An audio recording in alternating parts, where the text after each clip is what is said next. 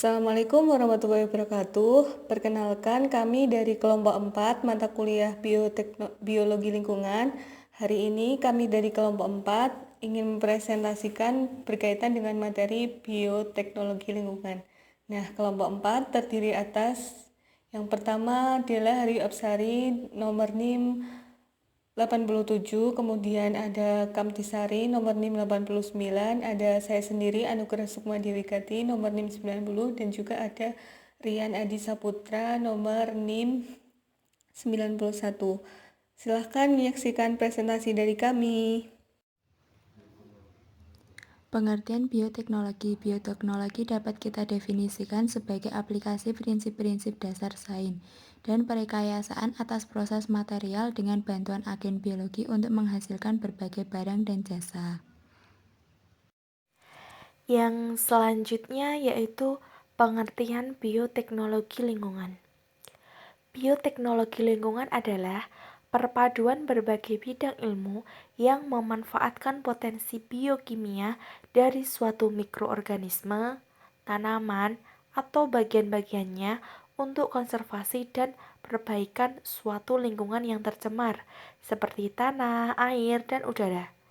Dengan teknologi ini, kita juga mengembangkan dan mengatur sistem biologi untuk menghasilkan teknologi, proses dan produksi yang ramah lingkungan, serta melakukan perlindungan sumber daya alam secara lestari. Nah, di sini saya akan menerangkan mengenai aplikasi bioteknologi khususnya di bidang lingkungan. Nah, apa saja sih yang harus kita aplikasikan dalam bioteknologi khususnya di bidang lingkungan ini? Yang pertama mengenai pengelolaan limbah. Limbah itu dikatakan beracun, dikatakan berbahaya itu karena beberapa faktor. Faktornya itu apa saja? Pertama, tentang sifat, karena sifatnya limbah dapat dikatakan berbahaya. Karena konsentrasinya dan jumlahnya limbah pun itu dikatakan beracun. Maka dari itu limbah dapat dikatakan yaitu sisa dari suatu usaha maupun kegiatan yang mengandung bahan berbahaya dan beracun karena sifatnya, konsentrasinya, dan jumlahnya, baik secara langsung maupun tidak langsung. Maka dari itu, khususnya di bidang industri, harus tahu betul mengenai limbah sebelum dibuang. Apakah karena limbah itu kan dominan atau mayoritas limbah itu dapat membahayakan lingkungan. Makanya diusahakan sebelum membuang limbah itu harus diolah dulu. Kemudian limbah sendiri itu dapat membahayakan khususnya di bidang kesehatan. Yang paling utama kan membahayakan lingkungan, kemudian berpengaruh kepada kesehatan, kemudian kelangsungan hidup manusia dan makhluk hidup lainnya. Jadi limbah sangat berpengaruh dan sangat mempengaruhi. Yang kedua mengenai pelestarian plasma naftah. Plasma naftah itu apa? Plasma naftah itu dapat dikatakan sebagai substansi pembawa sifat keturunan yang dapat berupa organ utuh atau bagian dari tumbuhan atau hewan serta jasad renik. Nah, plasma naftah sendiri itu merupakan kekayaan alam yang sangat berharga bagi kemajuan ilmu pengetahuan dan teknologi untuk mendukung pembangunan nasional. Dari selanjutnya mengenai pengolahan air limbah industri. Nah, salah satu manfaat dari bioteknologi adalah dalam bidang lingkungan untuk mengolah air limbah industri. Nah, limbah air industri ini biasanya memiliki kandungan yang berbahaya bagi kesehatan.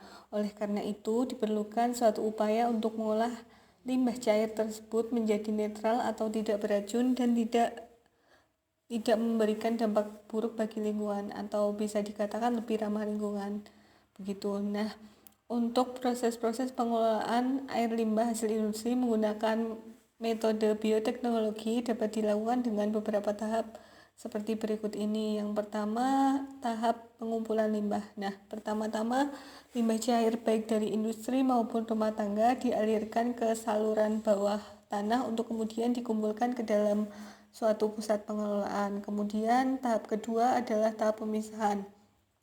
Proses ini memisahkan limbah yang masuk ke tempat pengelolaan dari material dan sampah-sampah seperti kertas, besi, potongan kayu, dan sampah lainnya. Kemudian masuk ke tahap 3 yaitu tahap pengaliran air limbah, di mana pada tahap ini limbah cair sudah bersih dari material sampah kemudian dialirkan melalui lubang-lubang kecil. Lubang-lubang kecil ini berfungsi untuk menyaring kerikil dan pasir yang masih tersisa. Kemudian ada tahap yang keempat yaitu tahap pengendapan, dan juga tahap pengendapan ini adalah tahap di mana proses pengaliran limbah cair ke tangki-tangki penampung untuk kemudian mengalami proses pengendapan. Jika masih ada material yang tersisa, maka material tersebut akan mengendap di dasar tangki. Untuk proses selanjutnya ada tahap proses aerob, di mana pada tahap ini setelah mengalami pengendapan, cairan tersisa kemudian dialirkan ke dalam alat pengelolaan sekunder. Di dalam alat pengelolaan sekunder ini terjadilah proses aerob yang dinamakan proses aerob ini melibatkan mikroorganisme yang akan memecah material organik menjadi mineral, gas, dan air. Kemudian ada tahap yang selanjutnya yaitu tahap pengaliran air hasil proses aerob.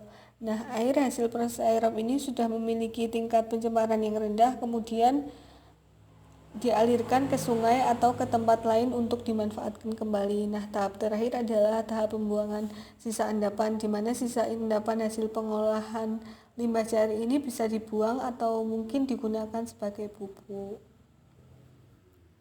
Ini ada aplikasi bioteknologi dalam lingkungan pertanian yang memungkinkan pemanfaatan gen dari plasma naftah yang sebelumnya tidak dapat dimanfaatkan.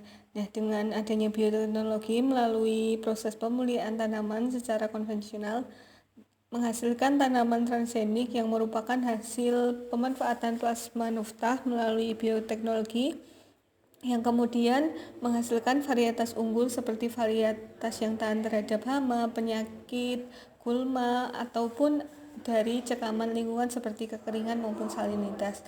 Bisa dilihat dari gambar juga, ini adalah hasil dari proses tanaman transgenik. Ini adalah prosesnya, kemudian ini hasil tanamannya, contohnya pada tomat ini. Kemudian ada juga program dari pemulihan padi, program bioteknologi padi di Costa Rica, Amerika Serikat, di mana program ini adalah program pemanfaatan plasma naftah yang digunakan dengan prinsip bioteknologi, yaitu dengan program bioteknologi padi atau RISE bioteknologi program yang menggunakan pendekatan bioteknologi.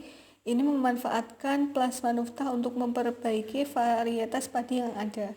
Nah, strategi yang digunakan adalah mengkarakterisasi secara molekuler plasma naftah pada liar yang ada di Costa Rica yang mungkin memiliki kumpulan gen untuk perbaikan sifat-sifat agronomisnya. Jadi dari Costa Rica ini, di Costa Rica, Amerika Serikat itu ada sebuah program yang memanfaatkan pendekatan bioteknologi untuk menghasilkan padi yang berkualitas unggul. Ini dengan memanfaatkan plasma naftah dengan mengkarakterisasi secara molekuler.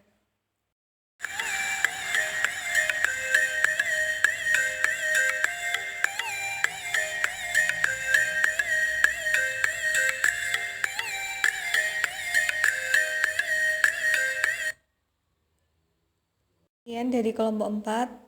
Saya mewakili teman-teman kelompok 4, mohon maaf apabila ada kekurangan. Silahkan diskusi dilanjutkan di kolom diskusi di e-class, baik apabila ada pertanyaan atau saran dan lain sebagainya. Terima kasih sudah menonton. Wassalamualaikum warahmatullahi wabarakatuh.